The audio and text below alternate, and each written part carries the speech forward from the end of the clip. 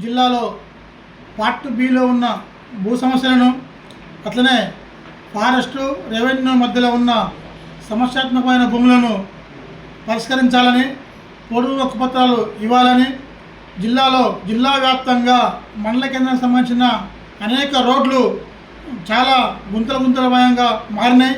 ఇవన్నిటినీ రిపేర్ చేయాలని, కొత్త రోడ్లు వేయాలని చెప్పి, దాంతోపాటు ఇల్లు లేని పేదలకందరికీ డబుల్ బెడ్రూమ్ ఇండ్లు, ఇందిరమ్మ ఇండ్లు మంజూరు చేసి ఇవ్వాలని, ఇప్పటికే చాలా కట్టి ఉన్న ఇండ్లు జిల్లాలో ఉన్నాయి.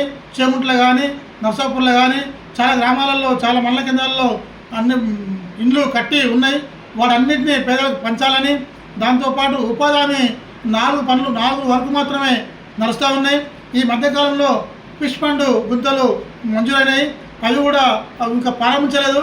జిల్లా వ్యాప్తంగా ఉపాధి హామీ పనులలో ఫిష్ ఫండ్ గుంతలు చెల్లలో వెంటనే ప్రారంభించాలని చెప్పి డిమాండ్ చేస్తూ ఉన్నాం. దాంతోపాటు పెంచీలు ఫారెస్ట్లో ఉన్న పన్నులు పెంచాలి. దాంతోపాటు పాము పండు గుంతలు కూడా ఇంకా పెంచాలి. ల్యాండ్ లెవలింగ్ పనులు కూడా ఉపాధి హామీలో పెంచాలి.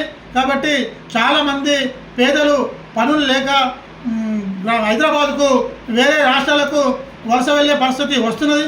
కాబట్టి సిపిఎం పార్టీ ఆధ్వర్యంలో 7వ తారీఖున ఈ కార్యక్రమం, ఈ యొక్క సమస్యలన్నింటినీ పరిష్కరించాలని చెప్పి డిమాండ్ చేస్తూ 7వ తేదీ నాడు కలెక్టర్ ఆఫీస్ ముందు ధర్నా చేయడం జరుగుతున్నది.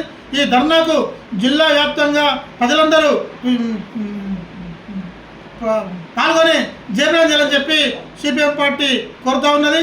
ఈరోజు ఈ ధర్నాతో ఆగకుండా, ఈ సమస్యలను పరిష్కరించకుంటే రేపు భవిష్యత్తులో ఇంకా ఉద్యమాలు చేపడతామని చెప్పి హెచ్చరిస్తూ ఉన్నాం.